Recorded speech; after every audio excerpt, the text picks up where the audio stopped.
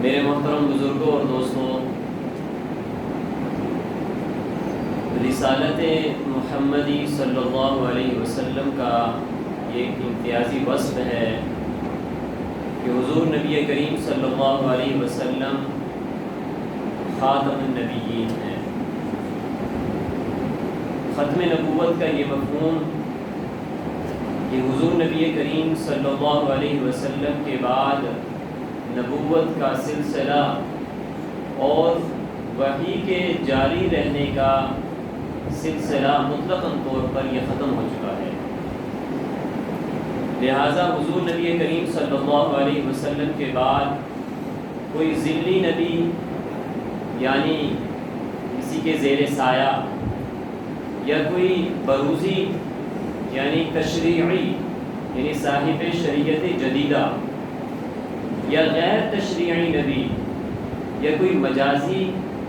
یا کوئی نوری حوالے سے کوئی نبوت کا اقرار کرتا ہے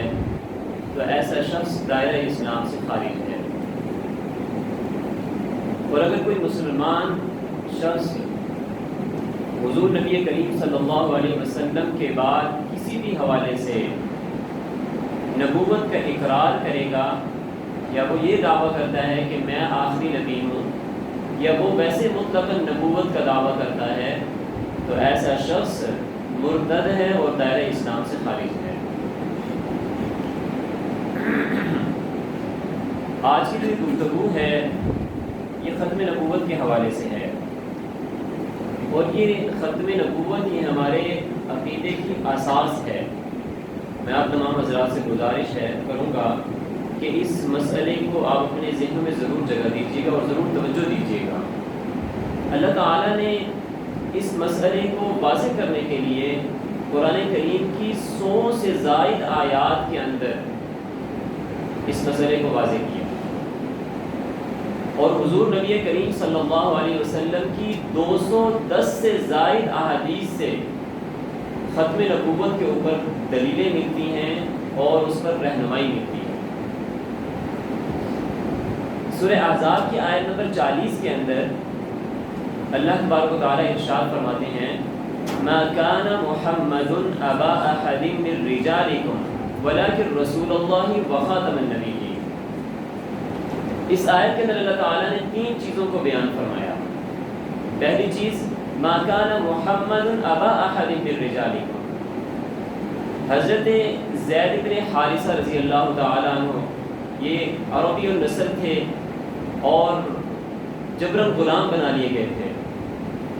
حضرت خدیجہ الکبریٰ رضی اللہ تعالیٰ عنہا کے جو بھائی ہیں انہوں نے انہیں حضرت خدیجہ رضی اللہ تعالیٰ عنہا کے سپرد کیا، تو حضرت خدیجہ رضی اللہ تعالیٰ عنہا نے انہیں نبی کریم صلی اللہ علیہ وسلم کی خدمت میں وقف کر دیا۔ تو آپ صلی اللہ علیہ وسلم نے حضرت زید بن حارثہ کو پہلے آزاد کیا اور اس کے بعد اپنا متبنہ یعنی لے پالک بیٹا بنا لیا۔ اللہ تعالیٰ اس چیز کو بیان کرنا چاہ رہے ہیں۔ تو جب حضور نبی کریم صلی اللہ علیہ وسلم نے ان کو اپنا بیٹا بنا لیا تو عرب کے اندر جہاں زید ابن حارثہ مشہور تھے، حضور صلی اللہ علیہ وسلم کے لے پالک یا متبنہ بنانے کے بعد وہ زید ابن محمد کے نام سے مشہور ہونے لگ گئے۔ اور عرب کے اندر یہ بھی دستور تھا کہ جو شخص کسی شخص کا متبنہ یا لے پالک بیٹا تصور ہوتا تھا وہ شخص وراثت کے اندر بھی اس حصے دار ہوا کرتا تھا، اور یا بلکہ یہاں تک کہ حلت اور حرمت کے جتنے بھی احکامات ہیں وہ تمام کے تمام احکام بیٹے کے اوپر، بیٹے والے جو ہیں وہ لاگو ہوا کرتے ہیں۔ حضور صلی اللہ علیہ وسلم نے اپنی سگی پھوپھی کی بیٹی حضرت زینب بنت جحش رضی اللہ تعالیٰ عنہ کا نکاح حضرت زید بن حارثہ کے ساتھ کر دیا، لیکن تفصیل میں نہیں جانا چاہتا، نباہ نہیں ہو سکا تو حضرت زید نے طلاق دے دی۔ اللہ تعالیٰ نے اس چیز کو ذکر فرمایا فلما قضى زید منها وطرا زوجناکہا، جب زید نے حضرت زینب رضی اللہ تعالیٰ عنہا کو طلاق دے دی، اللہ فرماتے ہیں کہ ہم نے اسی وقت حضرت زینب کا نکاح اے محمد صلی اللہ علیہ وسلم آپ کے ساتھ کر دیا۔ اللہ تعالیٰ جاہلیت کی اس رسم کو ختم کرنا چاہتے تھے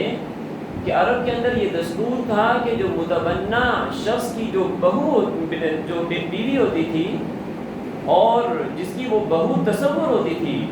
وہ شخص اس کے ساتھ نکاح نہیں کر سکتا تھا، وہ حقیقی بیٹی کے زمرے میں لیا کرتے تھے۔ تو اللہ تعالیٰ نے اس جاہلیت کی رسم کو توڑنے کے لیے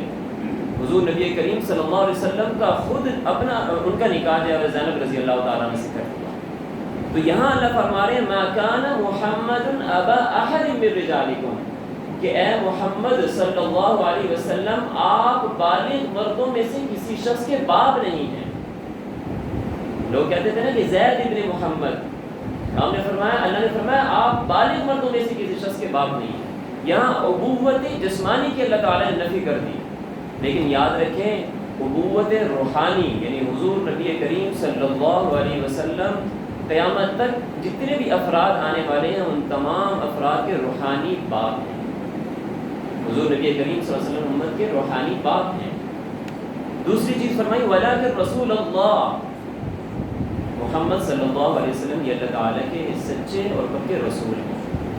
اور تیسری چیز فرمائی وخاتم النبیین،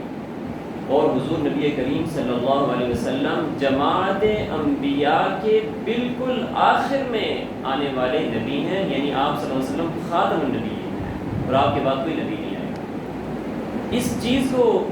قرآن کریم کی بے شمار آیات میں اور احادیث کے اندر بڑے واضح طریقے سے حضور نبی کریم صلی اللہ علیہ وسلم نے بیان فرمایا۔ سنن ابو داؤد کے اندر اور سنن ترمذی کے اندر حضرت ثوبان رضی اللہ تعالیٰ عنہ کی ایک روایت آتی ہے، حضور نبی کریم صلی اللہ علیہ وسلم نے فرمایا لا تقوم الساعة حتى يبعث دجالون كذابون، قیامت اس وقت تک قائم نہیں ہوگی جب تک کہ دجال انتہائی دجل اور فریب دینے والے افراد اور انتہائی جھوٹے نبوت کے جھوٹے دعوے کرنے والے افراد نہ آ جائیں۔ اور فرمایا سن لو انا خاتم النبیین لا نبی بعدی، میں جماعت انبیاء میں بالکل آخر میں آنے والا ہوں، میرے بعد کوئی نبی نہیں ہے۔ اور حضرت ثوبان رضی اللہ تعالیٰ عنہ کی روایت آتی ہے اور اس میں حضور فرماتے ہیں انہ سیکون فی امتی کذابون ثلاثون، لوگوں یاد رکھنا میری امت کے اندر 30 کے قریب افراد جھوٹے نبوت کے دعوے دار پیدا ہوں گے،